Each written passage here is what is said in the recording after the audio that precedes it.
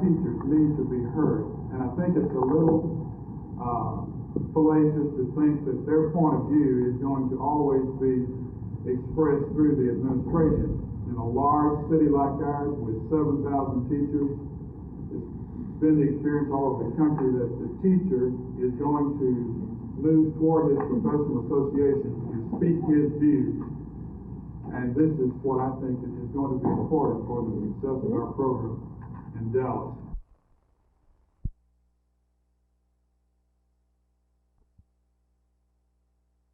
It is impossible, it is unthinkable that we could blind our eyes to the fact that red China is in the world.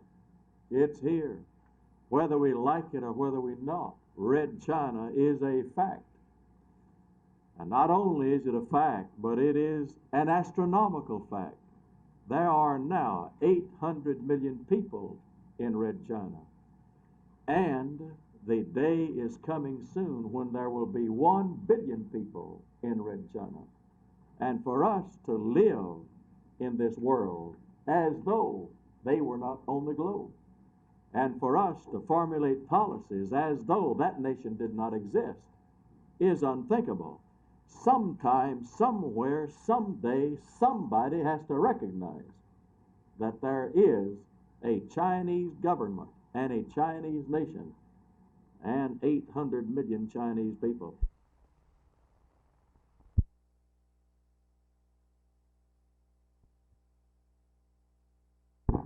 Well, I think I'm doing much better this year than I did last year because I'm in much better shape this year. And plus, you know, most of the receivers been hurt this year, and it's only been just 3 of us, and I got a chance to get in a whole lot of running, and I got a chance to, you know, go with first team offense and some on the second team, and I got a chance to learn more. How about the system itself? Did you have that much difficulty adjusting to the Dallas offense last year? Well, I would say that I was playing, you know, split end last year, and I had a few problems there because, you know, at wide you have a whole lot of adjustments, and I think the best thing could have happened to me this year when Coach Landry moved me to wing, because it's not too many adjustments there, and plus I think the wing get the ball more than split end.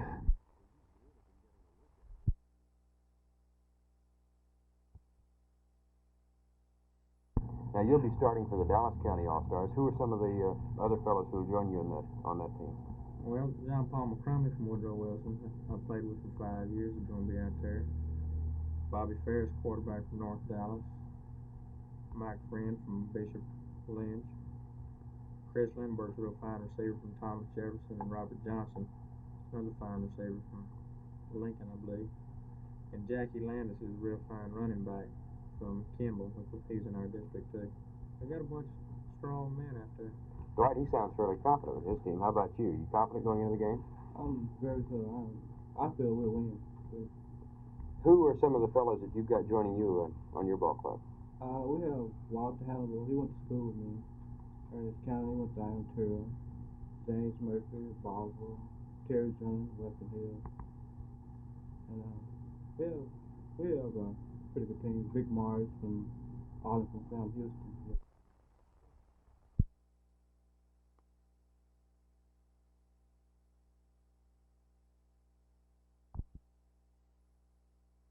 Do you think the president has been two-faced on this issue?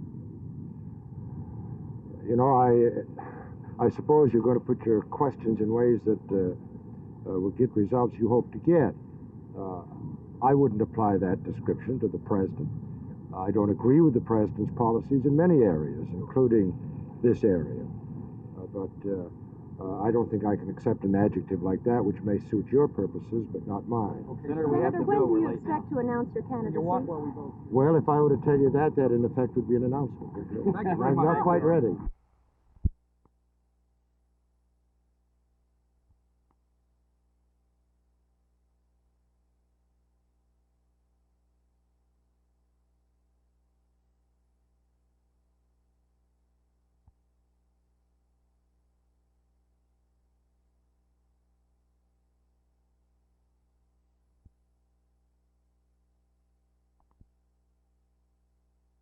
I think that it is too early to indicate just how that voting pattern will turn out. I would point out that, first of all, everyone assumes that the 18-year-olds are in college. Only 40% of them will be in college, maybe less than that, the way the economy is going. And a lot of them will, of course, be members of unions, and they'll be a part of the blue-collared working people of this country. I don't think there's any set pattern here. I believe that the bulk of them will register Democratic, and I think they'll vote Democratic.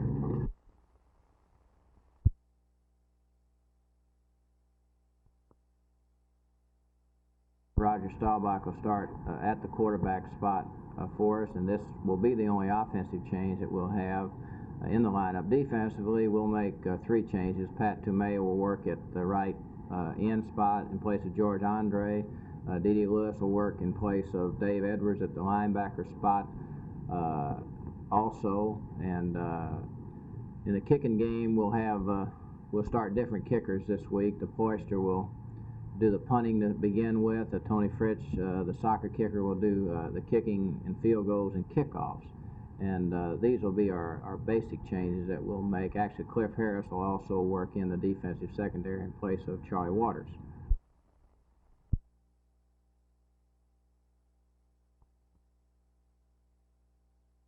We feel that the World Championship of Tennis is going to add tremendously to the prestige of these players, and we also feel that a tournament like Wimbledon and Forest Hills is going to lose a lot of prestige when Mitrovelli plays Codes in the final of Wimbledon next year, as I think probably might happen.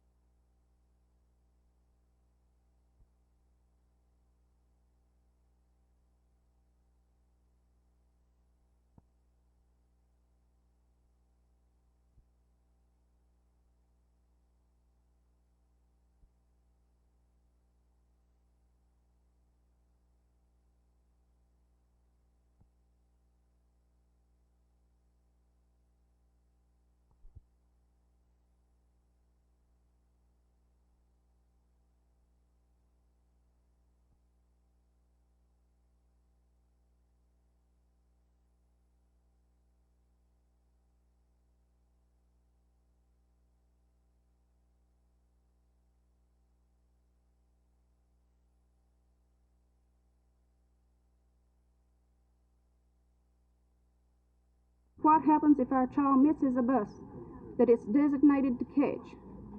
Is it to stand there all day wondering if the bus is coming, or is it to come back home and get lost somewhere on the way?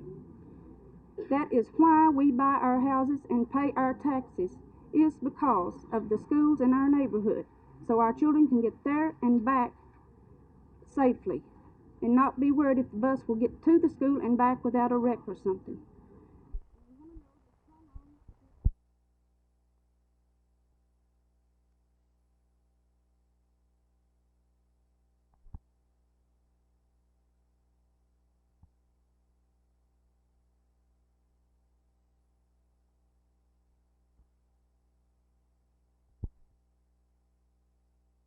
I would like to know why the New Orleans Fifth Circuit Appeals Court always rules against the defendant and always for the plaintiff in this busing action.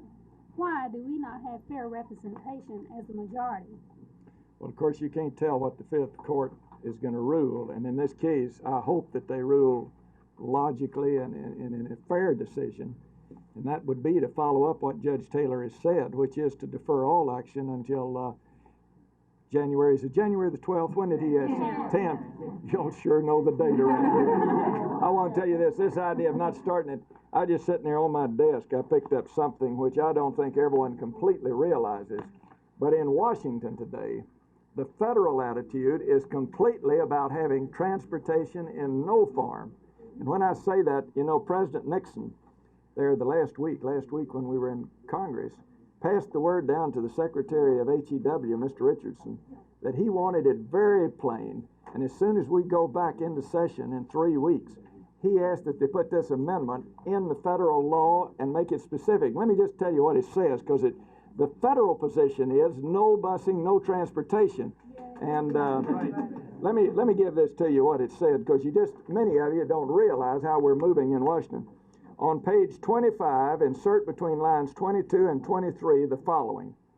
No funds appropriated pursuant to this act may be used to acquire or to pay for the use of equipment for the purpose of transporting children to or from any school or otherwise to pay any part of the cost of any such transportation.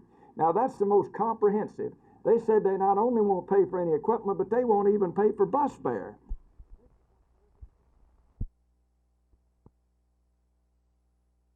There will apparently be a personnel session prior to tonight's formal school board meeting at which Superintendent Julius Trulson will ask that the board formally approve the naming of Gerald Ward as Deputy Superintendent. Ward has been serving as acting deputy for the past several months. Other action before the board in regular session tonight is expected to include several groups who will appear to appeal to the board to reconsider the busing of school students. School administration officials will also recommend the system retain the Central Cities Project, a comprehensive preschool educational program to better prepare preschool-age students for regular school. Heretofore, that program has been funded by federal grants, which are no longer available. The system will ask that the program be continued on a modified basis with school district funds. The agenda tonight is not a long one, but indications are that it could get stormy, with several groups requesting the board hear their pleas. It might also very well be one of the longest sessions of the year. Jerry Park, Channel 8 News on the Move, Fort Worth.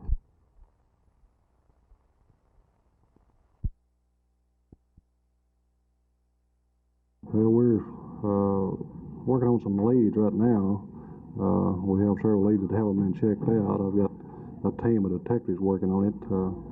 We haven't run on anything substantive yet. We could use any information that any of the public might have on the case.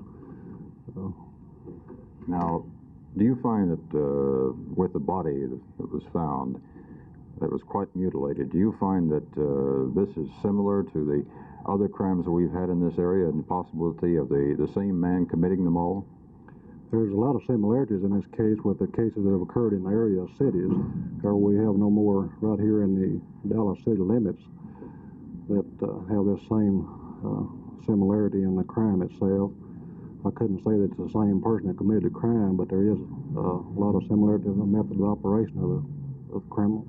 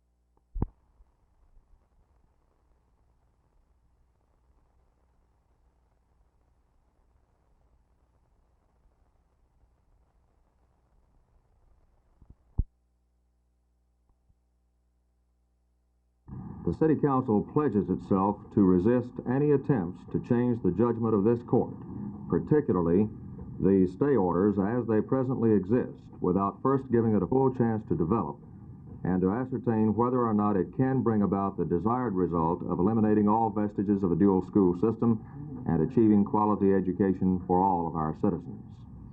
Number 6, the Council pledges itself to take all measures necessary at the Washington level to see that the federal officials, both elective and appointive, are aware of our needs and that any inequities or the problems encountered as a result of the rules and regulations of various departments of the federal government are brought to their attention, and that positive action is taken to eliminate these problems and the requirements which tend to detract from a quality school educational system.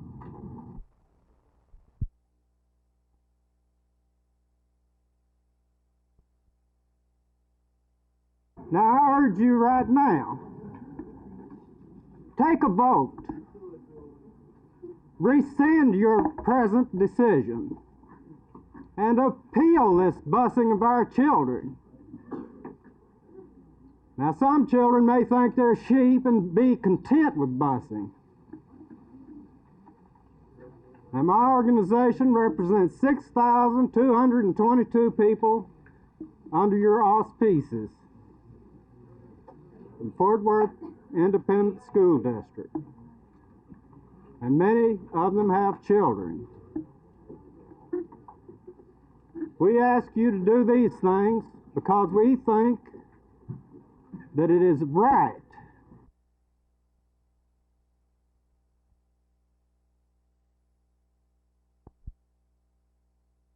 Oh, I know the administration promised that we would not have to choose between inflation and unemployment. And they made that promise in '68. And they have made many promises, but that one they have kept. We have ended up with both. It is the opposite of an economic miracle. It is no-win economics, a defeat for workers, a defeat for business, and a defeat for America.